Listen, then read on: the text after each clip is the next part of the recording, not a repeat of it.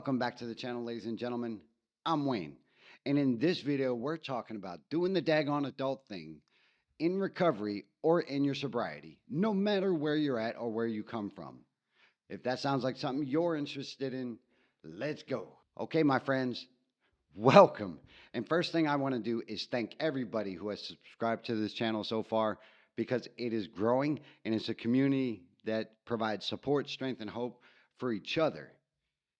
Today's video is about doing the daggone adult thing in recovery or in your sobriety, regardless of where you come from or what your circumstance is. For me, I've broken this down into just a couple categories, and I want to share an experience with you of adulting that I think is profound and it shows progress in recovery. Okay, so I hit this car back in September, and I hit it with my truck. Just a little love tap, and I was just peeking out of an entranceway onto a main road, and we made contact with each other. His vehicle was not the greatest vehicle, but that doesn't matter in the scheme of automobile repairs and all that stuff. So him and I decided that we would be able to handle this like gentlemen, and I would pay for the damage that I had done because, ultimately, 100%, it was my fault and I was accountable for what happened. So I agreed to make payment. He went on his way, I went on my way. I gave him my phone number and I told him where I worked. So a few months later, well, just yesterday, he sends me an email and he states that, the vehicle is ready and I could head over to the automobile repair place and pay for the repairs. So, in my drinking history, I would have looked at what I owed for that car, which was it was substantial, and I would have said, you know what, I'm just going to blow this off since him and I didn't do anything officially, because this is a lot of drinking money, and I really don't think that I should have to pay for it. Now, again, my old alcoholic brain would say, you know what? It truly wasn't your fault. He shouldn't have been driving that way either. And if he wasn't on the road, you guys wouldn't have made contact. Therefore, this is his fault and I don't have to pay. And therefore, I would have the money that I need in order to get drunk again. But in adulting, my friends, in adulting in recovery, in doing the adult thing, in the mature thing, in the grown up thing, I had to pay for the damages and make restitution for that because it was my fault. And the accountability of it is the growth part. Because if I had just dismissed it and said, you know what, we didn't do anything official, I don't really have to pay for it, then I would have just regressed in the progress that I'm making in my recovery. If that makes sense for you, like two nickels, do that daggone thing. Drop that comment right there because someone is watching who is going to say, you know what, I relate to that. Today I did an adult thing, or today I did a selfish thing and I made something someone else's fault. All right, so the bottom line to that is I made financial restitution because I knew it was my fault. I was accountable for my part in that action, and guess what? Now it's over, now it's clear, and I no longer have to worry about that.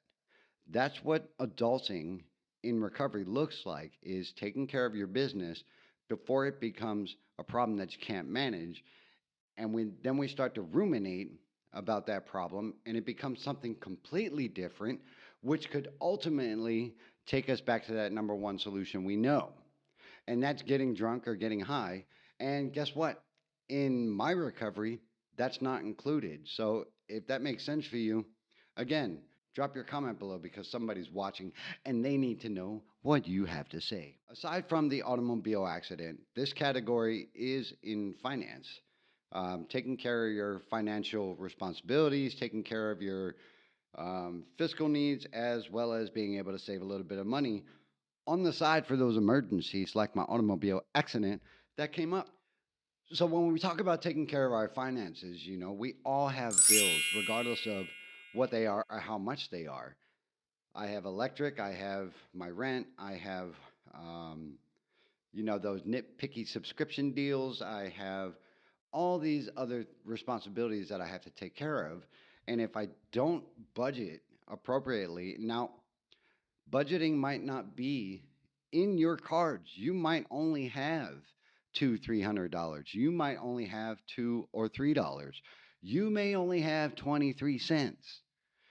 But we have to be able to make what we have work for us and be able to use it smartly instead of instantaneously and for that instant gratification.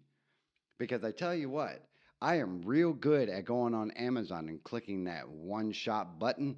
And I'm so happy that that is no longer an option because I would be out of money right now. I mean, it's just something I do. I like gadgets. I like big toys like drums and snowboards and helmets and kayaks and all those things that cost a lot of money. And it's real easy for me to go on Amazon and click that button. And guess what? Boom.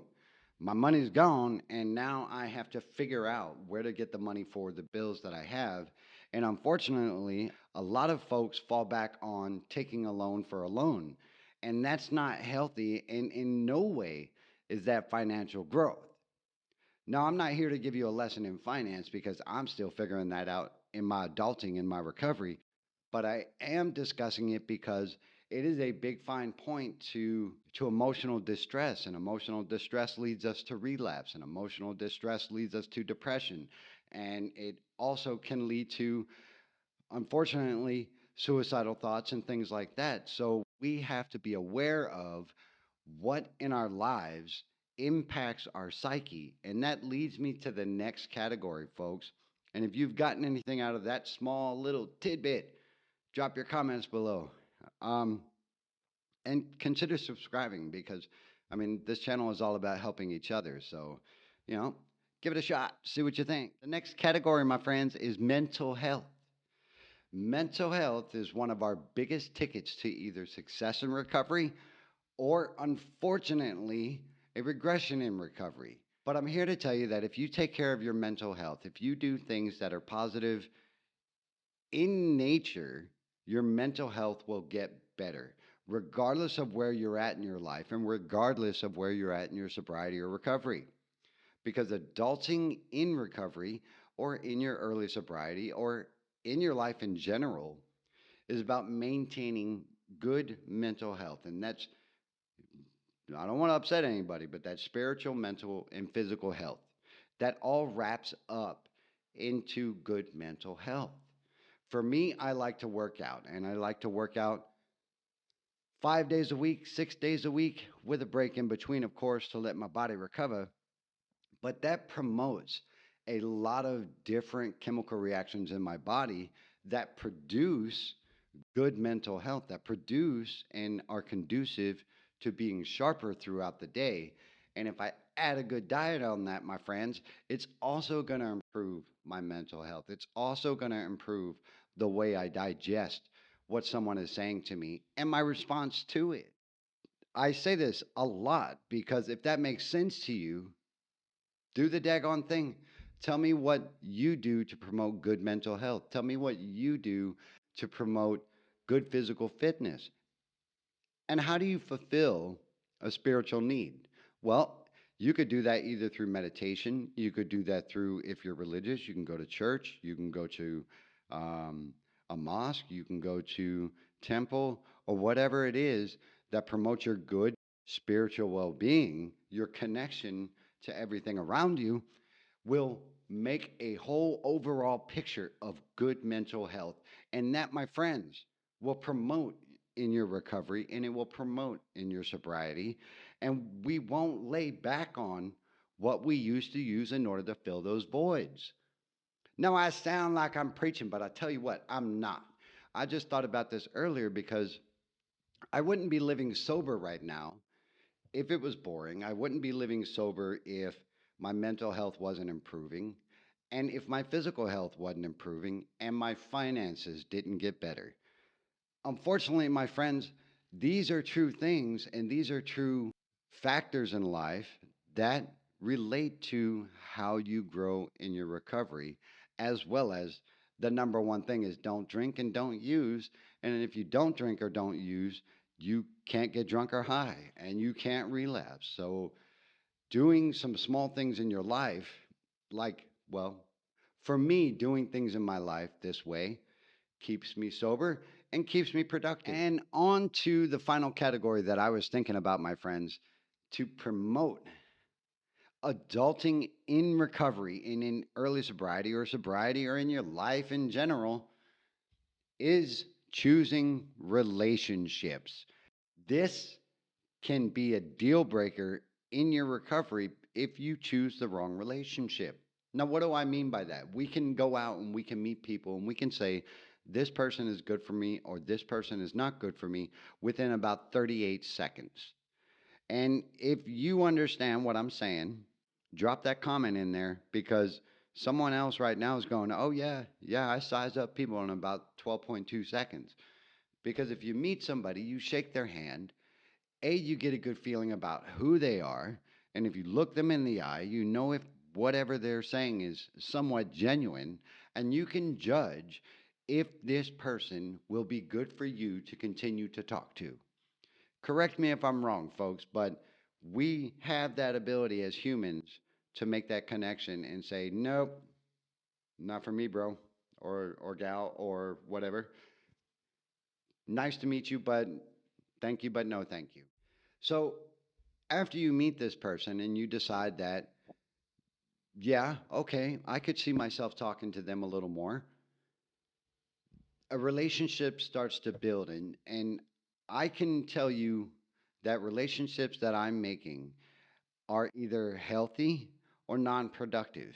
And I don't dismiss, but I cut off relationships that are non-productive.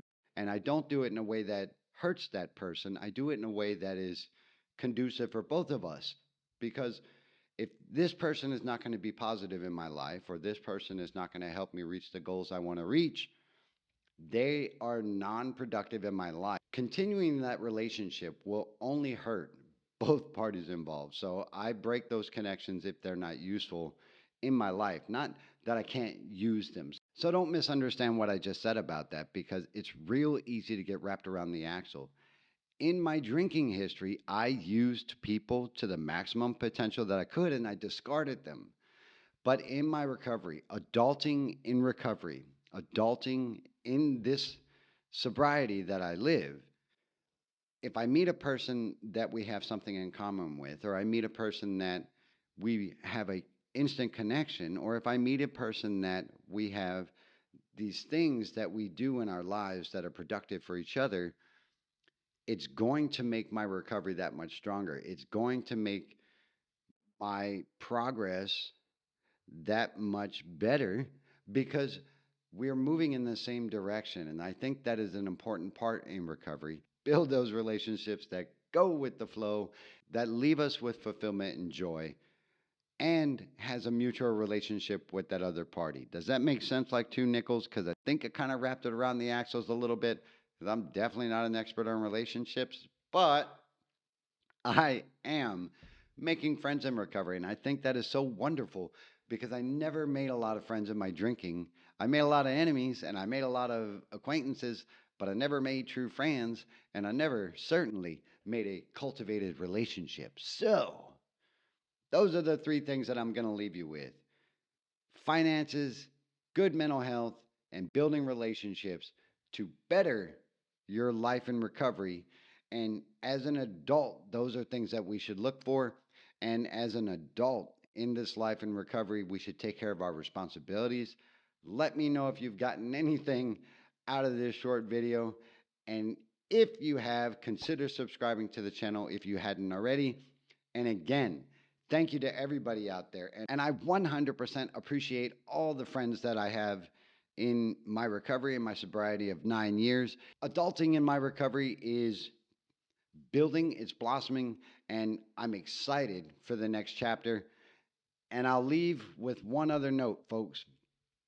If you are not in a situation where I am, where you have support or where you can lean on somebody, or you have financial insecurity or whatever it is, look, agree or don't agree, check out an Alcoholics Anonymous meeting or an Addicts Anonymous or whatever.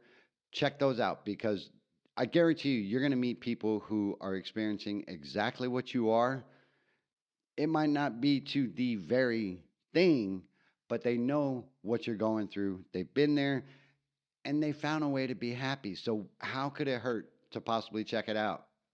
There are some resources below in the description that you can use right now. My friends, if you need anything that I can help with, life is a garden, dig it, let me know. I'm going to see you in the next one.